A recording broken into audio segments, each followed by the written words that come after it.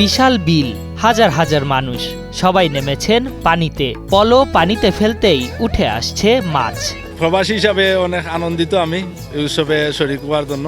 সিলেটের বিশ্বনাথের বড় বিলে হাতে পলো, কেউ বা নিয়ে এসেছেন জাল। এদের সবাই নানা বয়সী পুরুষ। এদের মাঝে কেউ থাকেন স্পেন, কেউ ইংল্যান্ডে। পলো দিয়ে মারার এই উৎসবে যোগ দিতে তারা চলে এসেছেন দেশে। ৮ থেকে ৮০ সবাই যেন এই উৎসবের প্রতিযোগী। নারীরাও যোগ দিয়েছেন উৎসবে।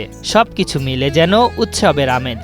গ্রাম বাংলার যেটা ফিলিংস, মাছ মারা, পাশে মাছে বাঙালি, এটা সেটা একটা ফিলিংস, আমরা ফিলিংস কাম করি, আসলে সুন্দর লাগে। সিলেটের বিশ্বনাথে প্রতি বছর মাঘের প্রথম দিনে বিলগুলো ভরে ওঠে প্রাণের স্পন্দনে। ঐতিহ্যবাহী পলো বাওয়া উৎসব শুধুই মাছ ধরার একটি আয়োজন নয়, এটি গ্রামীণ সংস্কৃতি ও আনন্দের একটি বিশেষ মুহূর্ত। এই উৎসবে অংশ নেন গ্রামের কয়েকশো মানুষ। পলো বাওয়া উৎসবে অংশ নিতে সকাল ৮টা থেকে মাছ শিকারীরা বিলের পাড়ে এসে জমায়েত হন। বেলা বাড়ার সঙ্গে সঙ্গে বিলের পাড়ে লোক সমাগম বাড়তে থাকে। পূর্ব নির্ধারিত সময় সকাল 10:30টায় সবাই একসঙ্গে বিলে নেমে শুরু করেন পলো বাওয়া। চলে প্রায় 2 ঘন্টা।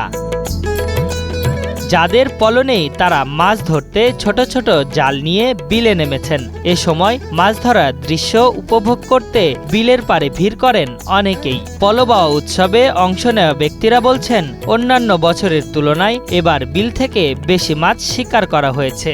পলো বাওয়ার উৎসবের লাগি আমি লন্ডন থেকে আইছি। গত বছর আসলাম, এবারও আছে। আর আলহামদুলিল্লাহ মারছি 201 বছর রানিং চলে। আমরা পূর্বপুরুষেরা সকলেও পাইয়া এরা, আমরাও বাইরা, আবার আগামীতে আমরা পূর্বপুরুষতায় আপনার এই ঐতিহ্য ধরে রাখবো। পলো বাওয়া শুধু একটি উৎসব নয়, এটি গ্রামীণ সংস্কৃতি, ঐতিহ্য ও শেকড়ের প্রতি এক ধরনের শ্রদ্ধা। সময় বদলালেও এই উৎসব নতুন প্রজন্মের হাতে বেঁচে থাকবে, এমনই প্রত্যাশা স্থানীয়দের। আশরাফুল ইসলাম, ৭১।